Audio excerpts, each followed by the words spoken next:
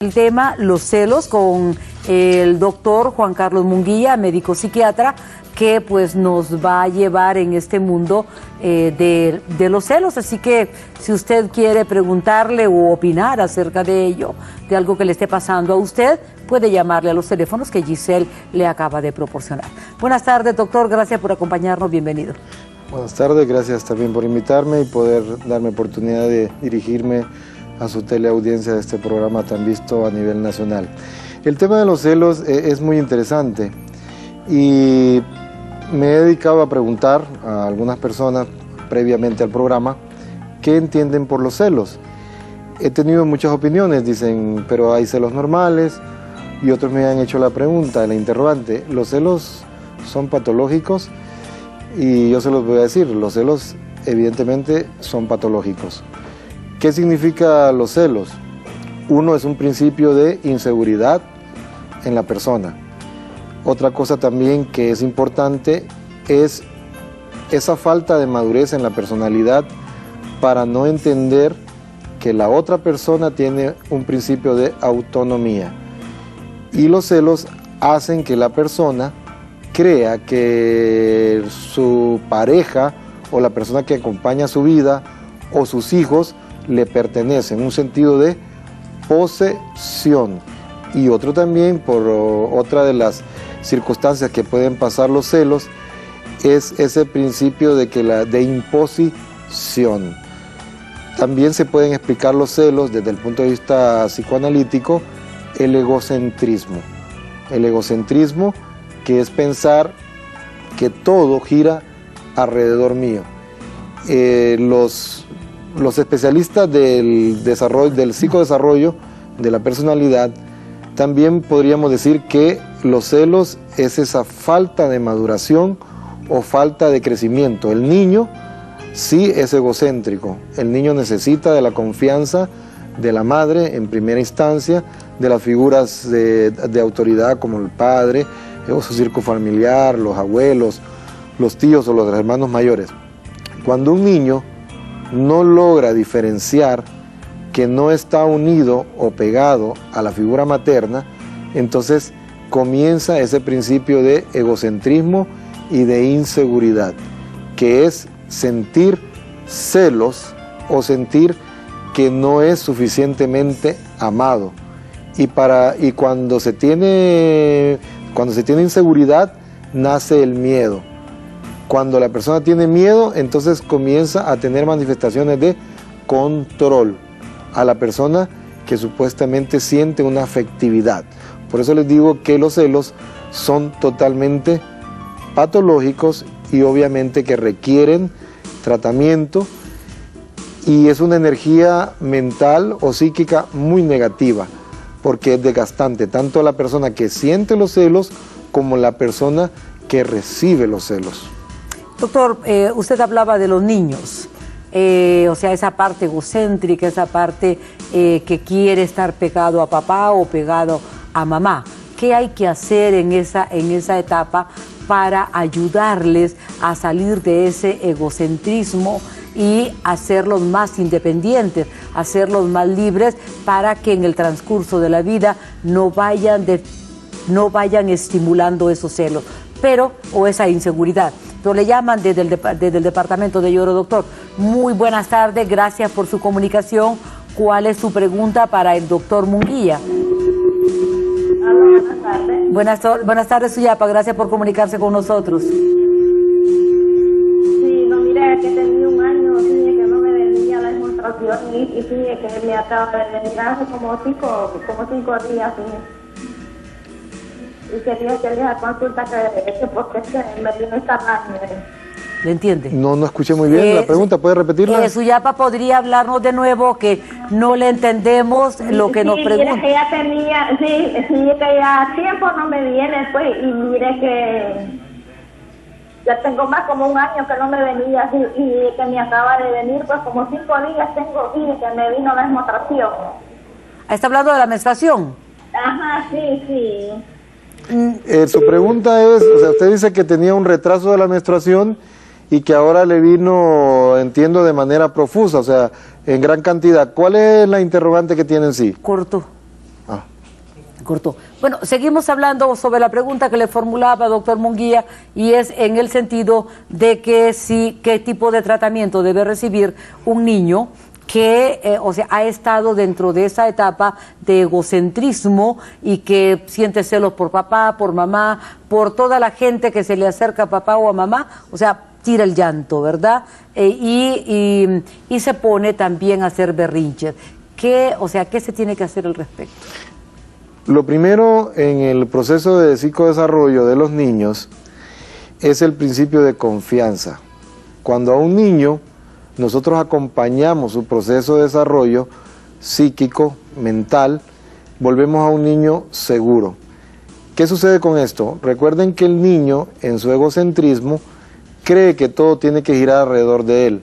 Cuando nosotros le vamos enseñando el principio de autonomía, que es un ente separado al de la madre, el niño va a sentir seguridad en sí mismo, va a comprender que existe otra persona y que no está pegado o unido directamente a la mamá.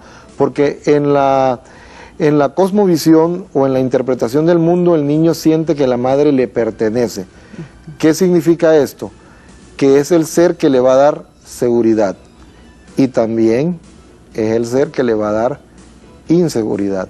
Si nosotros no desarrollamos vínculos afectivos de tipo sano.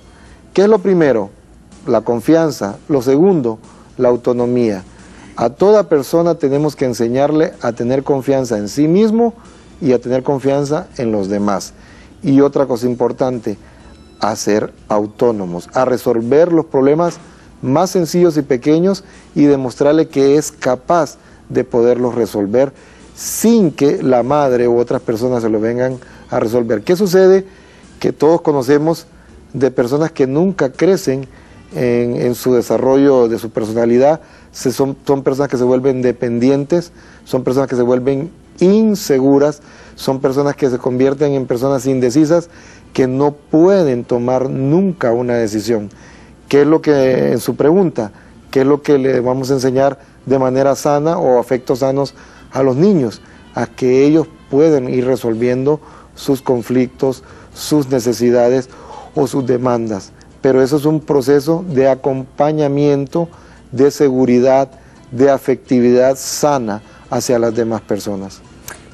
Doctor, cuando la persona ya crece y si su estado de salud emocional no es bueno con respecto a eso, si es una persona totalmente insegura y estos celos permanecen en él o en ella y se casa, esto después trae complicaciones muy serias que pueden llegar inclusive a la violencia. Precisamente, una esposa celosa o un esposo celoso... Sí, discúlpenme que me pidieron ir a pausa, doctor. Perfecto. Y yo hice la pregunta. Vamos a pausa.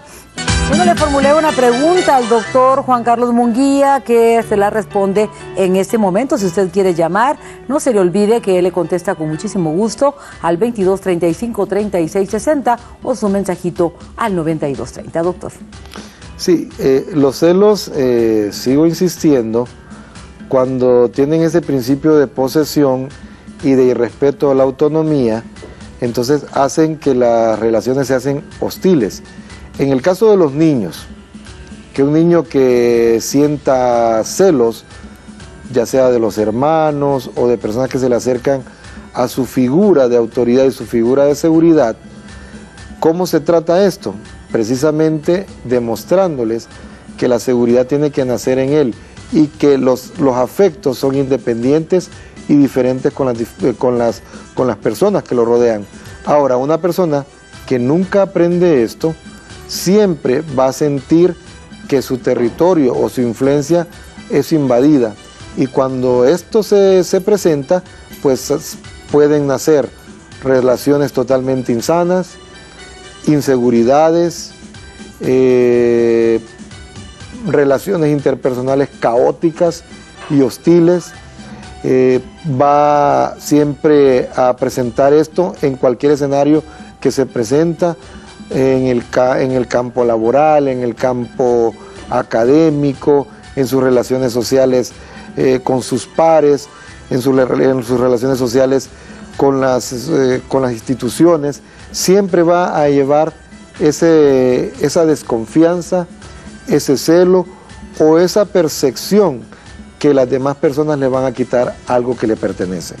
Doctor, hablábamos de la violencia, o sea, cuando los celos intervienen, cualquier cosa, una mirada, una comunicación corporal, o sea, todo tipo de cosas que la persona o ve hablando a dos personas, o sea, todo ya lo pone en el aspecto de engaño, lo pone en el aspecto de que está definitivamente agrediéndolo. En ese caso estoy hablando del hombre. Esto se da también en el caso de la mujer. Háblenos sobre esto, porque esto se puede convertir en una relación de pareja, en un infierno realmente. Totalmente. Los celos en una mujer, que provocan una mujer que tienen un componente bastante afectivo, fuerte, negativo, vuelven una relación un infierno. O sea, es una energía negativa muy destructiva. Los celos de una mujer son muy destructivos. Los celos de un hombre, aparte de ser destructivos, son peligrosos. Y si nosotros le agregamos el componente del machismo, del sentido de pertenencia, el sentido de posesión y de violencia, de agresividad, pues ustedes pueden, es una relación totalmente inestable, como la dinamita, que en cualquier momento puede estallar y generar mucha destrucción, tanto a la persona que recibe los celos como a la misma persona o su núcleo familiar. Hay algo bien importante que destacar en los celos. Los celos siempre van en creciendo. Cuando usted dice que una plática o una posición corporal puede generar el disparar esa energía negativa, cuando los celos llegan a ese nivel se vuelven delirantes. ¿Qué es un delirio? Es una idea falsa de la realidad, con un fuerte componente afectivo e irreductible. ¿Qué significa irreductible? Que la razón no puede darse en ese momento, que la persona se siente tan convencida de esa percepción falsa, de esa idea errónea, que puede llegar a agredir o a destruir una relación o a destruir un núcleo familiar basado en ideas falsas de la realidad, como usted lo mencionaba anteriormente. Bueno, amigos, yo creo que es importante que si tienen consultas se las hagan al doctor Munguía, porque esta situación, bueno, sucede a diario en nuestras comunidades. Los celos es algo que pues enferma el alma del ser humano. Pueden llamar al 2235-3660 o enviar mensajitos al 9230. Doctor, ocurre que hay una persecución. O sea, no solamente es el grito, el pleito en casa, sino que hay personas que ponen a gente a seguir a su esposa o a su esposo para ver qué es lo que hace durante el día. O sea, esa es una desconfianza, pero totalmente atroz. Las relaciones entre personas tienen que basarse en lo que usted dijo, en la confianza. Cuando la confianza se pierde o se va deteriorando, comienza la hostilidad y puede llegar a actividades de lo que usted menciona. Una persona que perdió la confianza en su pareja, que tenga que pagar a un detective privado para que lo siga y le dé un informe de esa persona. Yo creo que a partir de ahí genera un rompimiento, una fisura y prácticamente el inicio de la destrucción de una relación. Insisto, todas las relaciones personales, las relaciones de negocios, las relaciones afectivas tienen que basarse en la confianza. Cuando perdemos la confianza, entonces estamos dándole paso a los celos, y los celos se vuelven delirantes, y el delirio es una falsa idea, es una falsa percepción, y es totalmente destructivo y hostil para cualquier relación de tipo sano en el núcleo familiar o entre parejas.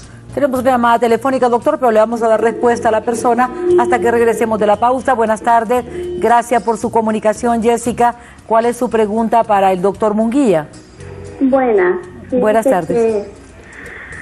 Fíjense que yo tuve un novio que siempre que yo, bueno, él no estaba aquí, él estaba en Estados Unidos. Y siempre que yo le decía voy a salir o voy a una reunión o algo, él me decía, ¿cómo vas? Entonces, bueno, yo se la mandaba, ¿verdad? Y él me decía, quítate eso, no te pongas eso. Entonces, él se molestaba que saliera con mi familia o sola.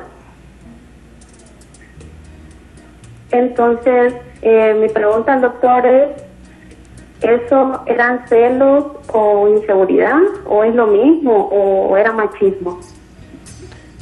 Creo que son las tres cosas. Uno, sí, machismo, porque el sentido de pertenencia o el sentido de posesión hacia su persona, y viola totalmente un principio humano y que es fundamental en la personalidad, que es el principio de autonomía. Él no puede tener y decirle a usted qué es lo que se va a poner, con quién va a salir o si tiene que salir acompañada o no. Yo creo que eso viola ese principio y obviamente es una manifestación de inseguridad, de desconfianza. Una relación basada en la desconfianza se torna hostil, se torna molesta y a veces el principio básico de la libertad se pierde. Yo creo que una relación de ese tipo es totalmente insana y no es conveniente para ninguno de los dos. Bueno, vamos a ir a una pausa. Cuando regresemos vamos a platicar sobre lo que acaba de decir el doctor Munguía, precisamente.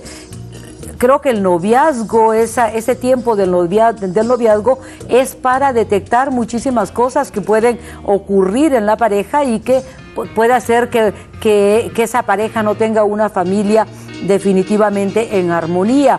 Pero muchas veces cuando estamos enamorados quitamos todas las cosas que están negativas y pensamos que nosotros vamos a cambiar a las personas. Vamos a preguntarle eso al doctor cuando regresamos. ¿Cambian en verdad? Vamos a invitarle para que...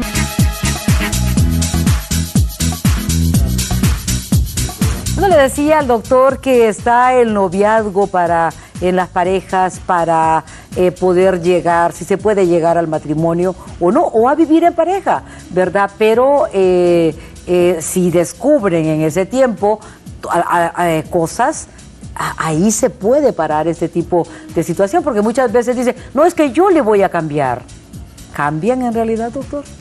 Creo que el noviazgo es una etapa fundamental para conocer las intenciones, para conocer las similitudes y las coincidencias que se tienen en pareja.